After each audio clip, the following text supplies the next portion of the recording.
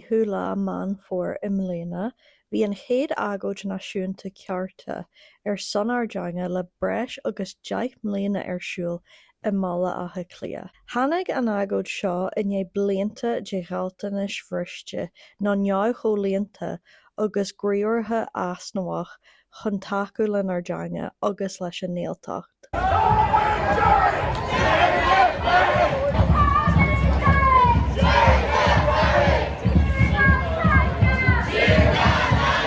Bhí muid ag deanú agóide san tithíochta, muoinithe, oideachais agus cearta teanga.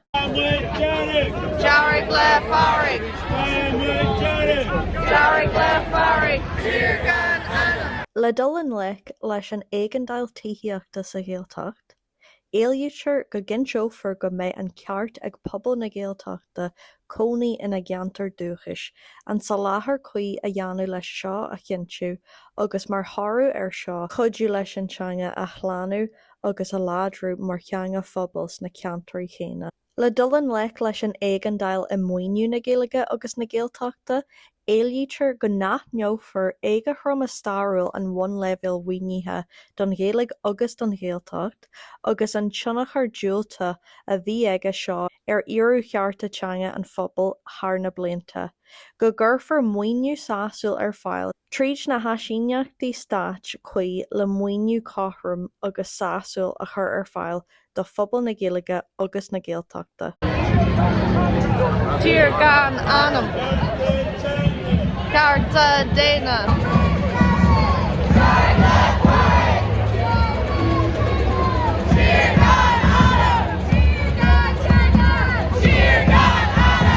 Le dul an leic leis an éigeandáil sna cárais oideachais, éilítear go mbeidh sé de cheart ag athindálta scoile thuaidh agus theas freastal ar an Ghaelscoileart agus thuige sin go gcuirfí an dá rialtas an sa láthair sásúil chuí ar fáil.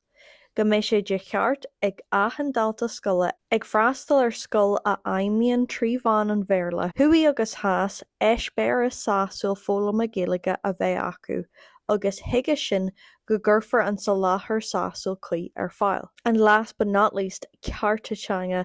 Tá roinnt cearta teanga reachtaíochta teanga agus gealtanis rialtais breise buinte amach le roinnt blianta anuas ag pobal na Gaeilge agus na Gaeltachta ach níl cuid waith acu feimhithe agus ag sa láthair na gearta chuí don phobal fós. Go gcomhlíonfar agus go gcuirfear aithin ceart teanga, reachtaíocht teanga agus gealtanis rialtais buinte amach le tamaill de bhlianta anuas I bhfeidhm gan a thuilleadh muille.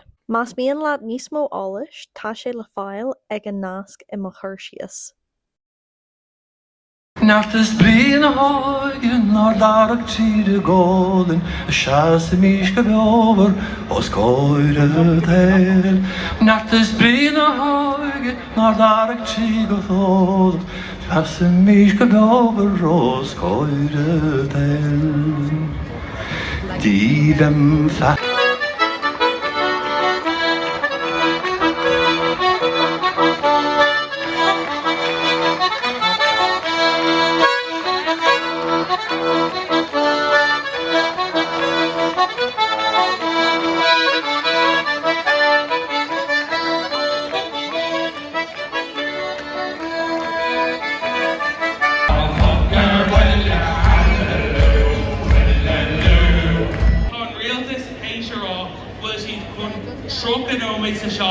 I want a wound in the wagon, snout, unspunna, a wrong a hain, go wrong a shave. That's 30 minutes. Half an hour less, every single week, learning our native language.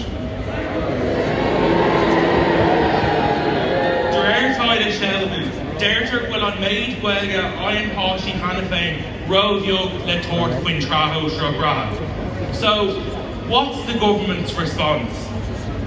Well, not only do they not give extra supports, they actually take away even more time from these students. An Gaeilge going to service oging agus tan channel oging. agus gur cheartúne an neart sin a chunalinn agus an fí seaú a chunal beag go bhéh béle ag ahanana duine sa tír seo ribtear na bíad seo, bhil ribtear éidir, ribtear na mísa. An bá ceart cantear eile bhaí se factas dáhreite ag cuairtú tííocht sa bhéalta a thuirte gael a bhana bhhanú buú factas ómhór a seanmór endrabháin a thuirte gael dúna fáilte ómhór ag anna ní bréna!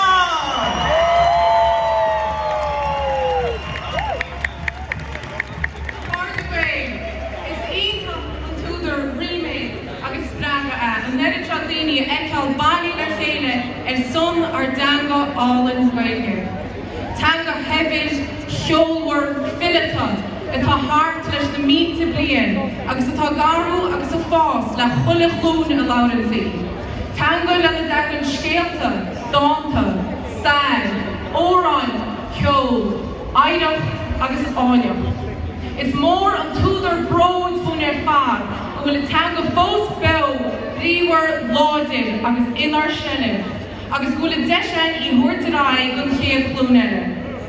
Is mise amaní breanán ón bheachtas bánú agus tógiú me a grílár cheantar bhilteachta na Gaeilge agus is rí bhán na Gaeilge go hill agus go thomláin a rinne muid chulamór. Bhí an cultúr agus an sebris timpeall ar magúnaí agus níor hiic me an tá bhí orm I mo chaní nó.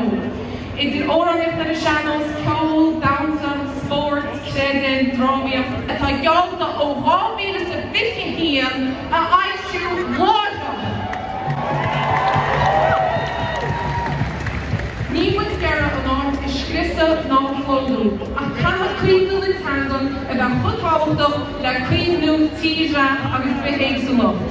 Laur muid bhí seo os cóil chuiste an éantas orthaí a mí bealtaine agus darda muid an cuinte go bhfuil spripaní an AE go ceangan na spripaní tá acu ná éagsúlacht tangan agus cultúr a chuomhnú chomáile sin mé éagsúlacht. Dír muid go dúirfaí ahananta speisialta tangan go na cantachaí Gaeltachta agus go gurach an taontas orthabh íoch ar rialtas na héireann polasíthe a chur bhaim le nu na chuimhneir.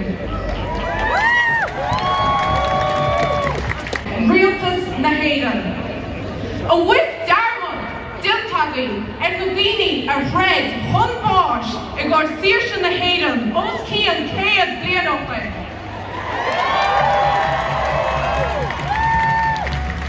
Thread siadson son ar neamhsplachas mar éidirlí agus bainim an tanga len ar neamhsplachas.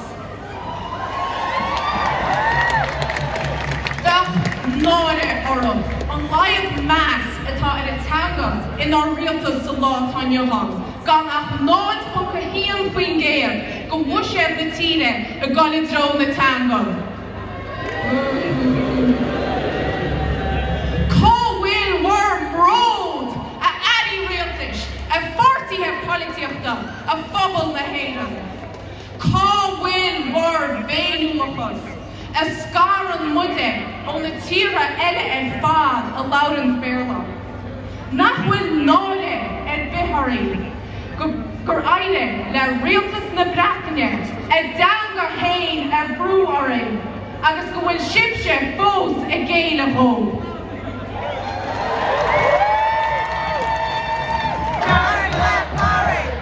Olma Rathlag Shiva. Olma Rathlag Cheer God Chaga! Cheer God Nada! Cheer God Chaga!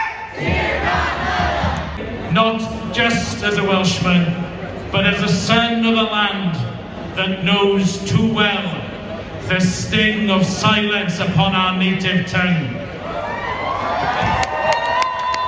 We have felt the weight of centuries of trying to erase our words, our songs, our stories, and yet we are still here. Our language lives, and so must yours. Growing up in Cardiff in the 1980s and the 1990s, the city had only one Welsh language primary school and no secondary schools. Today, there are over 20 Welsh language schools in Cardiff alone, with unprecedented demand for a 4th secondary school over the coming years.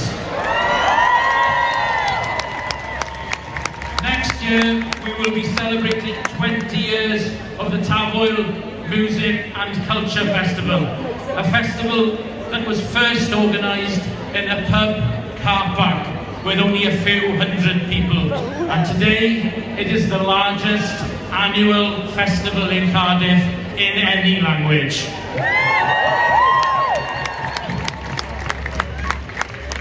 For any language to thrive, it must be supported, not just by words and gestures, but through legislation, investment, and meaningful opportunities to use the language. It is a living, breathing soul of a people.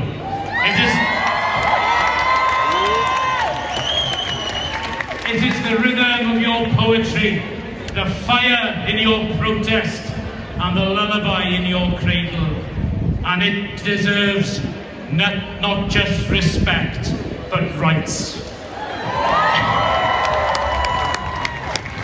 We in Wales have fought and we continue to fight. Les the kid that be in that CEARTA, the Madindy Church or son Agnes, or son Ginich, or was her son Mass, and our dear Hale. And I know the Willie Trauma, Lear Stress and Cooling Yahas, Curta Gaeilge, Cusser Bullock, War and Iceland, War or Janga Bumich, Gaminich, the Pubble is here Gulta, and Steeberha, the Pubble or Immel or Fun the Tira, August Beavis, Royal, the Shin, the Jaw.